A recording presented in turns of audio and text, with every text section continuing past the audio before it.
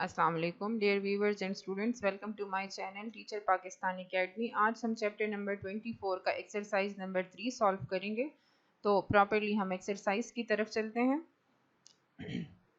Normal capacity of the Fritz company is 18,000 units and the unit sale price is $2.5। Cost आ रही है, हमें कुछ कॉस्ट गिवन है क्वेश्चन में। Direct material 0.7, direct labour 0.8। चूँकि मटेरियल और लेबर होते ही वेरिएबल कॉस्ट है, तो इसी वजह से फिक्स्ड पोर्शन इनका जो है वो बिल्कुल ब्लैंक है। उसके बाद फैक्ट्री ओवरहेड हमारे पास टू टाइप्स के होते हैं। कुछ फिक्स्ड होते हैं, जैसे यहाँ पे 3000 गिवन है। कुछ वेरिएबल होते हैं, जैसे पर यूनिट, तो वो हमें गिवन है $0.15। नॉन मैन्युफैक्चरिंग कॉस्ट, जिसमें एडमिनिस्ट्रेशन या मार्केटिंग कॉस्ट आ सकती है, वो है 0.025 और फिक्स्ड हमारे पास इसका पोर्शन है 1290। जब हम इसका टोटल करते हैं तो टोटल वेरिएबल कॉस्ट इज 1.68 और total fix cost is $4290। Number 1 requirement हमारे पास है break even point in dollars and in units and a proof of the answer. तो अब हम प्रॉपर्ली सोल्यूशन की तरफ चलते हैं। सबसे पहले हम break even point in dollars का फार्मूला लगाएंगे, जो कि ऑलरेडी मैं पढ़ा भी चुकी हूँ, एक्सप्लेन भी कर चुकी हूँ। That is fixed expenses divided by 1 minus variable expenses divided by sales. हमने यहाँ पे लिखा फिक्स्ड एक्सपेंसेस जो कि $4290 है। उसके बाद हमने 1 माइनस करके 1.68, अभी हमने देखा कि वेरिएबल पोर्शन है हमारे एक्सपेंडिचर का, और 2.5 जो है वो हमारी सेल्स हैं पर यूनिट। अब ब्रेक इवन पॉइंट को फर्दर जब हम सॉल्व करते हैं तो 4290 को हम डिवाइड कर देते हैं, यहाँ से हमारा पूरा आंसर आता है 0.33। तो ब्रेक इवन पॉइंट जब हम $4290 को डिवाइड करते हैं 0.33 पे, तो आंसर आएगा 13,000। अच्छा, अब ये हमने डॉलर्स में फाइंड आउट कर लिया।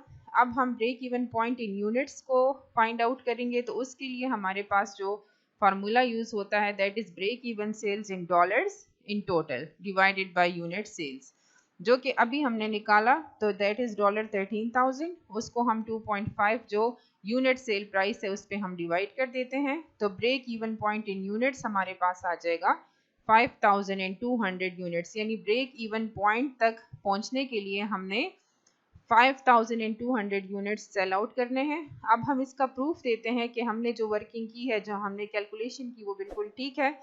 वो वर्किंग हम कैसे करेंगे कि अगर हमारी सेल्स, जैसे हमने कहा ना कि सेल्स हमें चाहिए $13,000, जो रिक्वायरमेंट 1 का फर्स्ट पोर्शन हमने सॉल्व किया, दैट इज 13,000। अब वेरिएबल कॉस्ट हमें गिवन है 0.67, ठीक है, या आप 0.68 या 67, इससे कोई इतना फर्क नहीं पड़ता। तो आंसर हमारा आएगा 8710। जब हम इसको सॉल्व करते हैं तो कंट्रीब्यूशन मार्जिन हमारे पास आता है 4290। तो देखें फिक्स कॉस्ट भी हमारी 4290 है। तो जब हम 4290 कंट्रीब्यूशन मार्जिन अर्न करते हैं तो हम नो प्रॉफिट नो लॉस की सिचुएशन में होते हैं, जिसको कहा जाता है ब्रेक इवन। हिंस प्रूफ्ड के $13,000 या फिर 5200 यूनिट्स अगर हम सेल आउट करते हैं तो ये कंपनी जो है ये ब्रेक इवन पॉइंट पे पहुंच जाएगी। रिक्वायरमेंट नंबर 2 की तरफ आते हैं, that is sales dollars required to produce a profit of 8250। तो एज यूजुअल हम यहाँ पे टारगेट सेल्स या जो हमने टारगेट प्रॉफिट कमाना है, हम उसका फार्मूला यहाँ पे लगा लेते हैं, fixed expenditure plus target profit, ठीक है। जब हम ब्रेक इवन पॉइंट देखते हैं तो ब्रेक इवन पॉइंट में प्रॉफिट नहीं होता, लेकिन यहाँ पे हम टारगेट प्रॉफिट को ऐड कर रहे हैं, तो यहाँ से जो आंसर आएगा हमारे पास, उसमें हमारा ये प्रॉफिट जो है ये एडेड होगा। अब हम इसको डिवाइड करेंगे कंट्रीब्यूशन मार्जिन पे।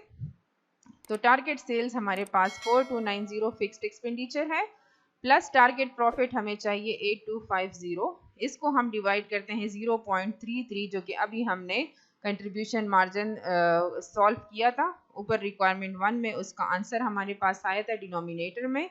तो 0.33 हमने वहां से लिया।